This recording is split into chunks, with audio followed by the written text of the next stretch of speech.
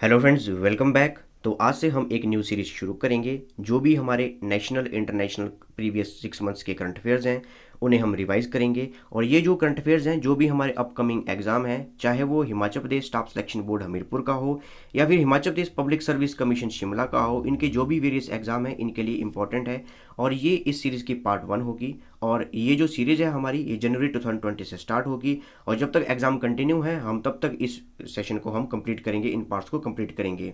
अगर बात की जाए कौन कौन से एग्ज़ाम हैं, वेरियस एग्ज़ाम हैं, जैसे कि स्टाफ नर्स का एग्ज़ाम, टीजीटी आर्ट्स का एग्ज़ाम, टीजीटी नॉन मेडिकल का एग्ज़ाम, टीजीटी मेडिकल का एग्ज़ाम, सीनियर लेबोरेटरी टेक्नीशियन का एग्ज़ाम जिसे मेडिकल लेबोरेटरी टेक्नीशियन भी कहते हैं, जेई सिविल का एग्ज़ाम, टेक्नीशियन इलेक्ट्रिकल का एग्ज़ाम, और जो भी हमारे एग्ज़ाम हैं उन सभी के लिए ये करंट अफेयर रिवीजन सीरीज़ होगी। और ये इस सीरीज़ का हमारा पार्ट 1 का वीडियो है।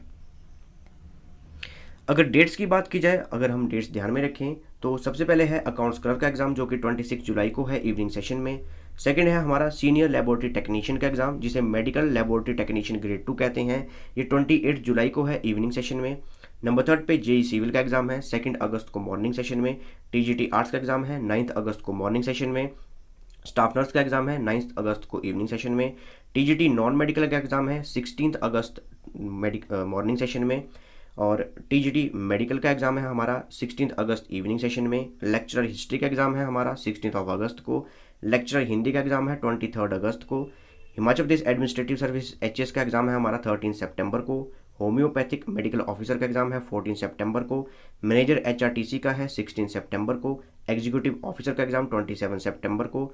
और Himachal Pradesh state cooperative bank के असिस्टेंट मैनेजर का एग्ज़ाम है 11 अक्टूबर को। और तहसील वेलफेयर ऑफिसर का एग्ज़ाम है 25 अक्टूबर को। तो ये हमारे वेरियस एग्जाम हैं। और जो भी हमारे वेरियस एग्जाम हैं Himachal Pradesh staff selection board Hamirpur के या फिर Himachal Pradesh public service commission Shimla के, उन सभी के लिए ये करंट अफेयर सीरीज काफ़ी इंपॉर्टेंट है और ये रिवीजन सीरीज है। और अगर आपको इस सेशन की पीडीएफ चाहिए तो आप मेरे टेलीग्राम चैनल से ले सकते हैं, जिसका लिंक मैं डिस्क्रिप्शन बॉक्स में दिया हुआ है, या फिर आप टेलीग्राम में सर्च कर सकते हैं हिमाचल सक्सेस बुक और वहाँ पे भी आप इस सेशन की पीडीएफ प्राप्त कर सकते हैं। तो स्टार्ट करते हैं हमारी revision series. Number first question is which nation has recently banned the reef toxic sunscreen? तो रीफ टॉक्सिक सनस्क्रीन को कौन से देश द्वारा अभी रिसेंटली बैन किया गया है? तो इसका करेक्ट आंसर है ऑप्शन सी, पलाऊ। तो आप देख सकते हैं मैप में, ये हमारा इंडिया है और यहाँ पे है पलाऊ, एक ये आइलैंड नेशन है। तो इन्होंने रीफ टॉक्सिक सनस्क्रीन को बैन किया है क्योंकि ये जो रीफ टॉक्सिक सनस्क्रीन है इसके जो भी केमिकल हैं, इससे जो हमारी कोरल लाइफ है, जो भी हमारा समुद्री जीव है, समुद्री जीवन है, वो प्रभावित हो रहा है, वो डैमेज हो रहा है। Second question is which river which was recently in news for failed rejuvenation efforts is known as Mexico's most polluted waterway by the United Nations? तो यूनाइटेड नेशन द्वारा मेक्सिको के सबसे पॉल्यूटेड वाटरवे घोषित किया गया। अभी इसका रिज्यूवनेशन का काम चला हुआ था, नवीनीकरण का काम चला हुआ था, लेकिन अब इसे यूनाइटेड नेशन ने मेक्सिको की सबसे पॉल्यूटेड नदी घोषित किया गया है। तो इसका करेक्ट आंसर है ऑप्शन ए, सेंटियागो रिवर। आप देख सकते हैं मैप में, यहाँ हमारा यूएसए है, अमेरिका है, और यहाँ हमारा मेक्सिको है, ये सारा मेक्सिको है, और ये हमारी सेंटियागो रिवर है। इसे मेक्सिको की मोस्ट पॉल्यूटेड वाटर पे घोषित किया गया है यूनाइटेड नेशंस द्वारा। Next question is what is Landoria Tony Whitney that was named after Tony विटेनी?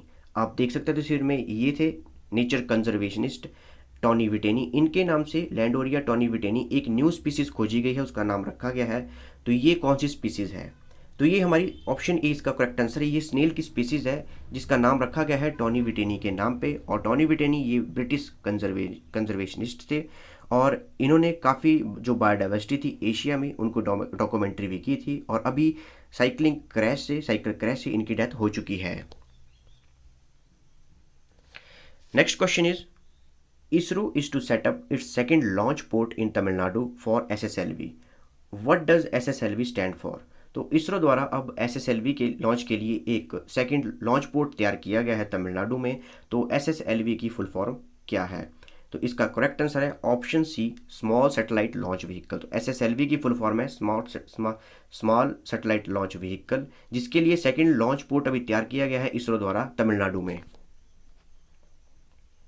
Next question is the Swarn Jayanti Fellowship have been recently awarded to 14 personalities belonging to which profession? स्वर्ण जयंती fellowship अभी दी गई 14 personalities को 14 लोगों को दी गई, तो ये कौन से प्रोफेशन से बिलोंग करते हैं? तो इसका करेक्ट आंसर है ऑप्शन बी साइंटिस्ट। तो ये 14 साइंटिस्ट हैं जिन्हें स्वर्ण जयंती फेलोशिप दी गई, और इस फेलोशिप के अंतर्गत जो भी साइंटिस्ट हैं इन्हें 25,000 रुपये पर मंथ दिया जाएगा। Next question is which company has recently partnered with union ministry of housing and urban affairs for the implementation of DNULM scheme. DNULM scheme की फुल फॉर्म है दीनदयाल अंत्योदय योजना, नेशनल अर्बन लाइवलीहुड मिशन। जो भी हमारे urban areas हैं उनमें आजीविका के लिए, इनकम ग्रो के लिए, लाइवलीहुड के लिए जो भी कार्य किए जाते हैं वो इस स्कीम के अंतर्गत आते हैं। तो ministry of housing urban affair द्वारा कौन सी कंपनी के साथ अभी MOU साइन किया गया है? तो इसका करेक्ट आंसर है ऑप्शन सी फ्लिपकार्ट। तो फ्लिपकार्ट के साथ ये MOU साइन किया गया है। Next question is Umaro Sissoco Embalo were recently elected as the president of which country. आप देख सकते हैं तस्वीर में, ये हैं उमारो सिसोको एम्बालो। अब इन्हें प्रेसिडेंट बनाया गया है, कौन सी कंट्री का बनाया गया है? तो ऑप्शन सी इसका करेक्ट आंसर है, इन्हें गिनी बिसाऊ का प्रेसिडेंट बनाया गया है। Next question is Raisina dialogue is an annual multilateral conference organised by which ministry. जो रायसेना डायलॉग है उसे कौन सी मिनिस्ट्री द्वारा ऑर्गेनाइज किया जाता है, जो कि मल्टीलेटरल कॉन्फ्रेंस है? इसका करेक्ट आंसर है option B ministry of external affair, उसके द्वारा इसे ऑर्गेनाइज किया जाता है। और ये इस बार क्यों इंपॉर्टेंट था, क्योंकि जो ऑस्ट्रेलियन प्राइम मिनिस्टर थे स्कॉट मॉरिसन, वो इस रायसेना डायलॉग में उन्होंने विजिट करना था, लेकिन ऑस्ट्रेलियन बुश फायर्स की वजह से वो नहीं आ सके। और ये जो रायसेना डायलॉग है ये न्यू दिल्ली में जो हमारी रायसेना हिल्स है, जहाँ पे हमारे राष्ट्रपति भवन है, वेरियस सेंट्रल गवर्नमेंट के ऑफिसेज हैं, वहाँ पे हर वर्ष कंडक्ट किया जाता है। और इस बार ये 14 से 16 जनवरी के बीच में ऑर्गेनाइज किया गया था। Next question is how is the railway protection force RPF recently renamed by ministry of railways. Ministry of railways के द्वारा रेलवे प्रोटेक्शन फोर्स का अब नाम चेंज कर दिया गया है, तो उसका न्यू नाम क्या रखा गया है? तो इसका करेक्ट आंसर है option B Indian railway protection force service. तो रेलवे प्रोटेक्शन फोर्स जो RPF है उसका न्यू नेम रखा गया है Indian railway protection force service. Next question is which country received a line of credit LOC of $75 million from India for installation of solar parks. Solar park install करने के लिए line of credit दी गई है, कौन सी country को दी गई है? $75 million की लाइन ऑफ क्रेडिट एक तरह का लोन है, ये दिया गया है। कौन सी कंट्री को दिया गया है? ये दिया गया है option C Cuba. Cuba country को दिया गया है। आप देख सकते हैं मैप में, ये हमारा USA, यहाँ पे मैक्सिको और यहाँ पे है क्यूबा। क्यूबा को $75 मिलियन का लाइन ऑफ क्रेडिट दी गई है सोलर पार्क इंस्टॉल करने के लिए इंडिया द्वारा। Next question is the government had recently launched central equipment identity register portal, it operates under which department. तो अभी गवर्नमेंट के द्वारा रिसेंटली एक central equipment identity register portal launch किया गया है, तो इसे कौन से डिपार्टमेंट द्वारा ऑपरेट किया जाता है? इसका करेक्ट आंसर है option B department of telecom. तो जो central equipment identity register portal है इसे डिपार्टमेंट ऑफ टेलीकॉम द्वारा सुचारू रूप से चलाया जाता है, ऑपरेट किया जाता है। और इस रजिस्टर के अंदर जो भी ये सेंट्रल इक्विपमेंट आइडेंटिटी रजिस्टर है, अगर आपका फ़ोन चोरी होता है या गुम होता है तो जो हमारा IMEI नंबर है, international mobile equipment identity number है, उसके थ्रू हम अपने मोबाइल का पता लगा सकते हैं। इसलिए ये पोर्टल डिज़ाइन किया गया है। और ये काफ़ी क्वेश्चन इंपॉर्टेंट है क्योंकि ये अलाइड के प्री में भी आया था क्वेश्चन। नेक्स्ट क्वेश्चन इज धनु यात्रा is celebrated in which state of India. तो धनु यात्रा कौन सी स्टेट में सेलिब्रेट की जाती है? इसका करेक्ट आंसर है ऑप्शन ए ओडिशा। तो ओडिशा में हर वर्ष धनु यात्रा सेलिब्रेट की जाती है। तो जो हमारे भगवान कृष्ण थे और जो उनके मामा कंस थे, तो उनका एक थिएट्रिकल ड्रामा शो किया जाता है, ओपन एयर में ये कॉन्सर्ट किया जाता है और इसी को धनु यात्रा कहते हैं। Next question is Fausta, a female black rhino believed to be the world's oldest rhino, had recently died in Tanzania conservation area. What is the IUCN status of the black rhinos? तो फॉस्टा आप देख सकते हैं तस्वीर में, ये थी Fausta black rhino, female black rhino, जो कि वर्ल्ड की ओल्डेस्ट राइनो थी और तंजानिया के कंजर्वेशन एरिया में इसकी डेथ हो गई। तो IUCN के स्टेटस में, जो IUCN की रेड लिस्ट है उसमें ब्लैक राइनोज के लिए क्या स्टेटस दिया गया है? तो इसका करेक्ट आंसर है ऑप्शन सी, क्रिटिकली एंडेंजर्ड। तो जो ब्लैक राइनोज हैं IUCN की रेड लिस्ट में उन्हें क्रिटिकली एंडेंजर्ड लिस्ट में रखा गया है। Next question is which state is going to observe no vehicle day on the first day of every month in 2020। तो 2020 के मंथ के हर महीने के पहले दिन को नो व्हीकल डे सेलिब्रेट किया जाएगा, कौन से स्टेट द्वारा? तो इसका करेक्ट आंसर है ऑप्शन डी, राजस्थान। तो राजस्थान द्वारा हर महीने के पहले दिन को, पहली तारीख को कोई भी व्हीकल सड़कों पे नहीं चलेगा। Next question is where was the event held to commemorate the 76th anniversary of first flag hoisting by Netaji Subhash Chandra Bose. तो नेताजी सुभाष चंद्र बोस द्वारा वर्ष 1943 में पहली बार तिरंगा झंडा लहराया गया था। तो इसकी 76th एनिवर्सरी थी, तो उन्होंने तिरंगा झंडा कहाँ लहराया था? तो इसका करेक्ट आंसर है option D, Andaman and Nicobar. तो अंडमान एंड निकोबार के पोर्ट ब्लेयर में उन्होंने पहली बार 1943 में भारत का तिरंगा झंडा लहराया था। Next question is which state is going to conduct its maiden snow leopard survey. तो कौन सी स्टेट द्वारा, कौन से राज्य द्वारा उनका पहला स्नो लेपर्ड का सर्वे कंडक्ट करवाया जाएगा?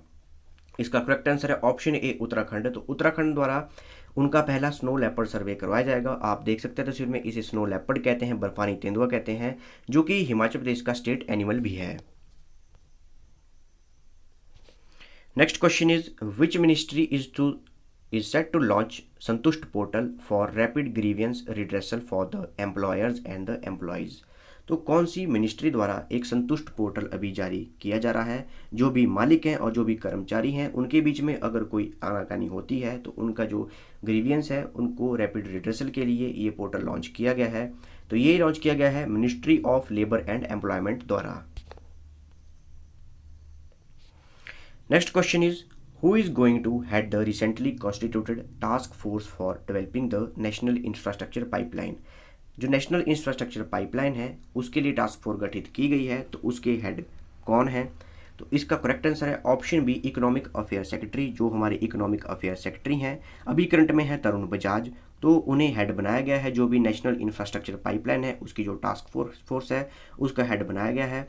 और इस नेशनल इंफ्रास्ट्रक्चर पाइपलाइन के लिए लगभग 102 लाख करोड़ रुपए रखे गए हैं, फंड एलोकेट किया गया है। और जो हमारा फाइनेंशियल ईयर 2019 और 20 चला हुआ था वहाँ से लेके जो हमारा फाइनेंशियल ईयर 2024-25 का है वहाँ तक इसे कंप्लीट कर दिया जाएगा। और जो भी वेरियस डेवलपमेंट प्रोजेक्ट है उसे नेशनल इंफ्रास्ट्रक्चर पाइपलाइन के अंतर्गत काम किया जाएगा। Next question is the Dornier aircraft that was recently inducted into the outers squadron belongs to which category. जो डोर्नियर एयरक्राफ्ट है आप देख सकते हैं तस्वीर में, ये है डोर्नियर एयरक्राफ्ट जिसे DO-228NG भी कहते हैं। इसे अभी इंडक्ट किया गया है, आउटर स्क्वाड्रन में लाया गया है। तो ये कौन सी कैटेगरी का एयरक्राफ्ट है? तो इसका करेक्ट आंसर है option B, light utility aircraft. तो डोर्नियर एयरक्राफ्ट एक लाइट यूटिलिटी एयरक्राफ्ट है। Next question is captain Vikram Batra after whom Delhi is to rename its Mubarak Chowk was martyred in which war. तो दिल्ली के मुबारक चौक को अब कैप्टन विक्रम बत्रा चौक नाम दिया गया है। तो कैप्टन विक्रम बत्रा कौन से युद्ध में शहीद हुए थे? तो इसका करेक्ट आंसर है ऑप्शन सी, कारगिल वॉर 1999। तो कारगिल वॉर 1999 में कैप्टन विक्रम बत्रा शहीद हुए थे। आप देख सकते हैं तस्वीर में, ये थे कैप्टन विक्रम बत्रा। अब इनके नाम से जो दिल्ली का मुबारक चौक है अब उसे कैप्टन विक्रम बत्रा चौक का नाम दिया जाएगा। Next question is the agreement on the prohibition of attack against nuclear installation and facilities was signed in 1988 between which two countries. तो वर्ष 1988 में दो देशों के बीच में एक एग्रीमेंट साइन किया गया था। वो एग्रीमेंट था कि prohibition of attack against nuclear installation and facilities, जो भी न्यूक्लियर हमने इंस्टॉलेशन की है चाहे वो पावर प्लांट हो, उनके ऊपर कोई भी अटैक नहीं किया जाएगा दोनों देशों के बीच में। तो ये एग्रीमेंट कौन से दो देशों के बीच में साइन किया गया था? तो इसका करेक्ट आंसर है option C, India and Pakistan. तो भारत और पाकिस्तान के बीच में ये एग्रीमेंट साइन किया गया था। इसे नॉन न्यूक्लियर एग्रेशन एग्रीमेंट भी कहते हैं कि जो भी हमारे न्यूक्लियर प्लांट है, न्यूक्लियर पावर प्लांट है, वहाँ पे कोई भी अटैक, एक दूसरे की कंट्री में अटैक नहीं किया जाएगा। Next question is from which Indian organisation the 4 personnel have been selected for training in Russia for the Gaganyaan mission that is going to be launched in 2022।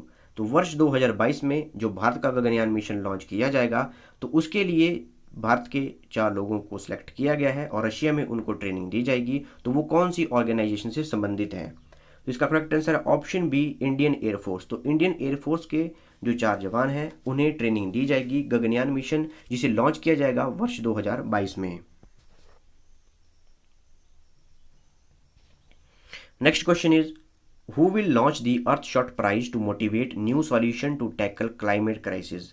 तो जो क्लाइमेट क्राइसिस हैं उनको tackle करने के लिए न्यू सॉल्यूशन दिए जाएंगे लोगों द्वारा, और इसके लिए एक प्राइज स्टार्ट किया है जिसका नाम है अर्थशॉट प्राइज। तो ये प्राइज किसने शुरू किया है? तो इसका करेक्ट आंसर है option A, Duke of Cambridge. तो ड्यूक ऑफ कैम्ब्रिज, जिन्हें हम प्रिंस विलियम्स के नाम से भी जानते हैं, उन्होंने अर्थशॉट प्राइज शुरू किया है और इसके लिए हर वर्ष 5-5 विनर्स चूज किए जाएंगे और अगले 10 सालों तक इस प्राइज को चलाया जाएगा और टोटल 50 सॉल्यूशन दिए जाएंगे जो हमारे क्लाइमेट क्राइसिस हैं उन्हें ठीक करने के लिए, और इसे 2021 से 2030 तक चलाया जाएगा। Next question is who will be the head of the recently created सैन्यकर्ता विभाग। जो सैन्यकर्ता विभाग अभी रिसेंटली उसे बनाया गया है, तो उसके हेड कौन है? तो इसका करेक्ट आंसर है option D, chief of defence staff. तो जो हमारे चीफ ऑफ डिफेंस स्टाफ हैं उन्हें सैन्यकर्ता विभाग का हेड बनाया गया है। सैन्यकर्ता विभाग, इसे हम डिपार्टमेंट ऑफ मिलिट्री अफेयर्स भी कहते हैं, और चीफ ऑफ डिफेंस स्टाफ है हमारे general Bipin Rawat. Next question is The US was recently praised by UAE for its role in the global coalition against Daesh. What is the other name of Daesh? तो जो global coalition against Daesh है, Daesh के खिलाफ जो global coalition बनाई गई है, उसके लिए यूएस द्वारा कार्य किया गया है। तो इसके लिए यूएई ने उनकी प्रेज की है, सराहना की है। तो दाइश को किस और नाम से भी जाना जाता है? तो इसका करेक्ट आंसर है ऑप्शन सी, ISIS। तो जो Islamic state in Iraq and Syria है, ISIS है, उसे दाइश के नाम से भी जाना जाता है। Next question is which is the world's first major city to celebrate the start of the 2020 new year and new decade. तो वर्ल्ड की पहली मेजर सिटी कौन है जिन्होंने सेलिब्रेट किया वर्ष 2020 का new year as a new decade and new year? तो इसका करेक्ट आंसर है ऑप्शन बी, ऑकलैंड। तो ऑकलैंड द्वारा सबसे पहले सेलिब्रेट किया गया वर्ष 2020 को as a new year and new decade, और ये ऑकलैंड ये न्यूजीलैंड में है। Next question is what aspect of agriculture is focused upon Krishi Karman award. तो कृषि कर्मन अवार्ड के अंतर्गत एग्रीकल्चर का कौन सा जो एस्पेक्ट है, कौन सा भाग है, उसे मेन फोकस किया जाता है? तो इसका करेक्ट आंसर है ऑप्शन सी, प्रोडक्शन।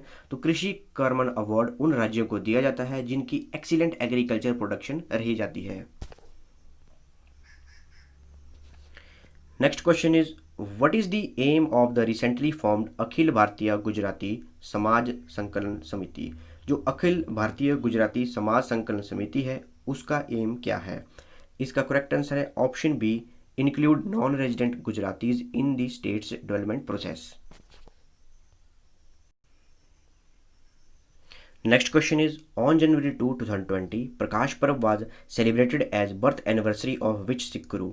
तो 2 जनवरी 2020 को प्रकाश पर्व मनाया गया था, बर्थ एनिवर्सरी थी सिख गुरु की। तो कौन से सिख गुरु की बर्थ एनिवर्सरी थी? तो इसका करेक्ट आंसर है ऑप्शन सी, गुरु गोबिंद सिंह। तो सिख धर्म के 10वें गुरु, 10th गुरु ऑफ सिख धर्म होते गुरु गोबिंद सिंह। तो उनकी बर्थ एनिवर्सरी सेलिब्रेट की गई as a Prakash Parv January 2, 2020 को। Next question is what is the estimated cost of the new Chandrayaan 3 project as per the announcement by of ISRO। तो इसरो द्वारा जो चंद्रयान 3 अनाउंस किया गया है, मिशन अनाउंस किया गया है, तो उसकी एस्टिमेटेड कॉस्ट कितनी है? तो इसका करेक्ट आंसर है ऑप्शन ए, ₹600 करोड़। तो लगभग 600 करोड़ की एस्टिमेटेड कॉस्ट है जो चंद्रयान 3 हमारा मिशन है जिसे इसरो द्वारा लॉन्च किया गया है, और ये इंडिया का 3rd मिशन है मून के लिए, और इसे वर्ष 2021 तक सक्सेसफुली कंप्लीट कर दिया जाएगा। Next question is which satellite was launched on January 17, 2020 as first satellite of the year 2020। तो वर्ष 2020 का पहला सैटेलाइट जो लॉन्च किया गया था January 17, 2020 को, तो ये कौन सा सैटेलाइट था? तो इसका करेक्ट आंसर है ऑप्शन ए, GSAT-30। तो GSAT-30 भारत का पहला सैटेलाइट था वर्ष 2020 का, जिसे लॉन्च किया गया था January 17, 2020 को। अगर बात की जाए इस सैटेलाइट की तो इसका जो लॉन्च व्हीकल था वो था एरियने 5 ECA और कोरू स्पेस सेंटर जो कि फ्रेंच गिनी में है वहाँ से इसे लॉन्च किया गया था। Next question is who was recently reappointed as the chairman of railway board. तो रेलवे बोर्ड के चेयरमैन किसको रीअपॉइंट किया गया है? इसका करेक्ट आंसर है ऑप्शन ए विनोद कुमार यादव। तो विनोद कुमार यादव को रेलवे बोर्ड का चेयरमैन फिर से रीअपॉइंट कर दिया गया है। आप देख सकते हैं तस्वीर में, ये है विनोद कुमार यादव जिन्हें रीअपॉइंट किया गया है as a chairman of railway board. Next question is what is the name of the award to be given to the states for good agriculture production by the prime minister। प्रधानमंत्री द्वारा राज्यों को उनकी excellent जो agriculture production है उसके लिए award दिया जाएगा। तो उस अवार्ड का नाम क्या है? इसका करेक्ट आंसर है ऑप्शन सी कृषि कर्मण अवार्ड। तो कृषि कर्मण अवार्ड दिया जाता है जिन जिन राज्यों की एक्सीलेंट एग्रीकल्चर प्रोडक्शन रहती है उन्हें दिया जाता है। और इस वर्ष ये जो अवार्ड है ये 21 राज्यों को दिया गया है, 21 स्टेट्स को दिया गया है उनके एक्सीलेंट काम के लिए। और ये प्रधानमंत्री नरेंद्र मोदी द्वारा कर्नाटका में इसकी घोषणा की गई थी। Next question is which city hosted the 107th edition of Indian science congress. Indian science congress का 107वां अधिवेशन जो था उसे कौन सी सिटी द्वारा होस्ट किया गया? तो इसका करेक्ट आंसर है ऑप्शन डी बेंगलुरु। तो बेंगलुरु में होस्ट किया गया था। 107th एडिशन था इंडियन साइंस कांग्रेस का। अगर बात की जाए इसकी थीम की तो इसकी थीम थी science technology and rural development. Next question is who received the famous Sangeeta Kalanidhi award of the music academy. तो जो फेमस अवार्ड है Sangeeta Kalanidhi award music academy का उसे किसके द्वारा जीता गया? तो इसका करेक्ट आंसर है ऑप्शन ए एस सौम्या द्वारा। आप देख सकते हैं तस्वीर में, ये है एस सौम्या जिन्हें संगीता कलानिधि अवार्ड से सम्मानित किया गया है। Next question is after Indore at first rank which cities ranked second and the third in first quarter in स्वच्छ सर्वेक्षण लीग 2020 रिसेंटली रिलीज्ड। तो स्वच्छ भारत अभियान के अंतर्गत स्वच्छ सर्वेक्षण लीग 2020 की घोषणा की गई है। तो जो फर्स्ट क्वार्टर था हमारा उसके लिए फर्स्ट रैंक आया था इंदौर सिटी का। तो सेकंड और थर्ड रैंक कौन सी सिटीज़ का आया हुआ है? तो इसका करेक्ट आंसर है ऑप्शन डी भोपाल एंड सूरत। तो भोपाल और सूरत का सेकंड और थर्ड रैंक आया हुआ है। Next question is the prime minister of India recently inaugurated 5 young scientist lab of which organisation. तो प्रधानमंत्री नरेंद्र मोदी द्वारा कौन सी ऑर्गेनाइजेशन की 5 यंग साइंटिस्ट लैब्स की अभी इनएगुरेशन की गई, अभी उद्घाटन किया गया? तो इसका करेक्ट आंसर है option B DRDO defence research and development organisation. इनके द्वारा 5 यंग साइंटिस्ट लैब बनाई गई हैं और उसकी इनएगुरेशन की गई, उद्घाटन किया गया प्रधानमंत्री नरेंद्र मोदी द्वारा। Next question is which state has recently declared 2020 as the year of artificial intelligence and has signed MOUs with tech firms for artificial intelligence research। तो कौन सी स्टेट द्वारा वर्ष 2020 को आर्टिफिशियल इंटेलिजेंस का ईयर घोषित किया गया है? तो इसका करेक्ट आंसर है ऑप्शन बी तेलंगाना। तो तेलंगाना के द्वारा वर्ष 2020 को आर्टिफिशियल इंटेलिजेंस का ईयर घोषित किया गया है। अगर बात की जाए वर्ल्ड हेल्थ ऑर्गेनाइजेशन की तो उन्होंने वर्ष 2020 को year of midwives and nurses घोषित किया है। Next question is according to the recent data from the ministry of forest environment and climate change what is the total number of tiger deaths occurred in India during 2019। तो वर्ष 2019 में कितनी tigers की death हुई भारत में, और ये data release किया गया है ministry of forest environment and climate change द्वारा। तो इसका करेक्ट आंसर है ऑप्शन ए 95। तो वर्ष 2019 में लगभग 95 टाइगर्स की डेथ हुई है भारत में। Next is Davis turn who passed away recently was the commissioner of which famous sports league. तो डेविस टर्न अभी हाल ही में इनका निधन हुआ है। आप देख सकते हैं तस्वीर में, ये थे डेविस टर्न। तो ये कौन से फेमस स्पोर्ट्स लीग के कमिश्नर थे? तो इसका करेक्ट आंसर है option B national basketball association. तो ये नेशनल बास्केटबॉल एसोसिएशन के ये कमिश्नर थे। Next question is Sunita Lakra who announced her retirement recently is a famous Indian player of which sport.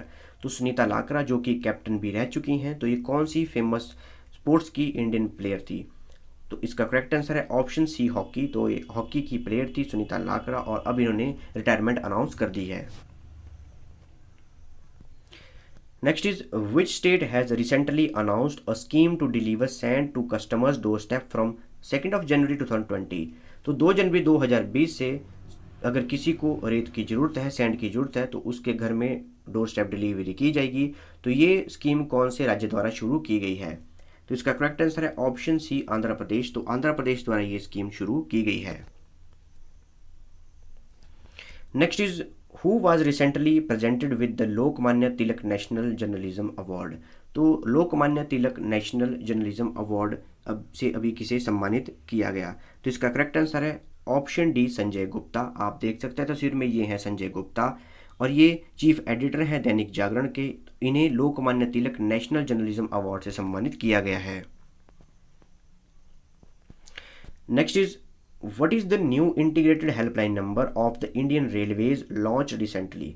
तो इंडियन रेलवे द्वारा अभी एक न्यू इंटीग्रेटेड हेल्पलाइन नंबर जारी किया गया है। तो वो नंबर क्या है? इसका करेक्ट आंसर है ऑप्शन बी, 139। तो 139 ये इंटीग्रेटेड हेल्पलाइन नंबर है जो कि इंडियन रेलवे, भारतीय रेलवे द्वारा शुरू किया गया है। तो कोई भी अगर इंडियन रेलवे में सफ़र कर रहा है, उन्हें किसी प्रकार की सहायता चाहिए, कोई भी प्रकार की सेफ्टी चाहिए, तो 13 नंबर डायल कर सकता है या फिर इस पर SMS किया जा सकता है। Next is what is the annual financial assistance given to eligible farmers under प्रधानमंत्री किसान स्कीम। तो प्रधानमंत्री किसान सम्मान निधि के अंतर्गत जो एनुअल फाइनेंशियल असिस्टेंस है, हर वर्ष कितने रुपए किसानों को दिए जाते हैं? जो भी एलिजिबल किसान हैं उन्हें दिए जाते हैं। इसका करेक्ट आंसर है ऑप्शन सी, 6,000 रुपये। तो एक वर्ष में 6,000 रुपये दिए जाते हैं और इन्हें 3 किश्तों में दिया जाता है। 2-2 हज़ार की 3 किश्तों में दिया जाता है। Next question is Qasim Soleimani, who was killed in the US airstrike, was the military commander of which country? तो कसीम सोलेमनी, अभी इन्हें US एयर स्ट्राइक्स में मारा गया है, इन्हें मार दिया गया है। तो ये कौन सी मिलिट्री के कमांडर थे, कौन सी देश की मिलिट्री के कमांडर थे? तो इसका करेक्ट आंसर है ऑप्शन बी, ईरान। तो जो ईरान की कुर्द फोर्सेस थी उनके आर्मी कमांडर थे कसीम सोलेमनी और US ने एयर स्ट्राइक्स के दौरान इन्हें मार दिया है। Next is Manav Thakkar, who is in news recently, is a famous personality of which sports. तो मानव ठक्कर जो कि अभी न्यूज़ में है, तो ये फेमस पर्सनैलिटी हैं कौन से स्पोर्ट्स के? आप देख सकते हैं तस्वीर में, ये है मानव ठक्कर। तो मानव ठक्कर जो है वो टेबल टेनिस के प्लेयर है। ऑप्शन सी इसका करेक्ट आंसर है। और जो लेटेस्ट टेबल टेनिस की रैंकिंग आई है अंडर 21 मेंस सिंगल की, तो टॉप 10 में इन्होंने अपनी जगह पक्की कर ली है। Next question is When is the world Braille day celebrated every year. तो हर वर्ष वर्ल्ड ब्रेल डे कब मनाया जाता है? इसका करेक्ट आंसर है ऑप्शन सी, जनवरी 4। तो 4 जनवरी को हर वर्ष ब्रेल डे मनाया जाता है। और ये क्यों मनाया जाता है?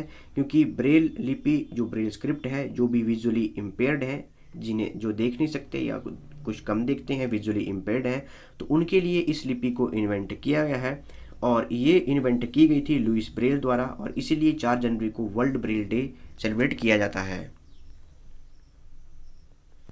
Next question is the first silk processing plant of the Khadi village industries commission is set up in which state to boost production of Patola saris.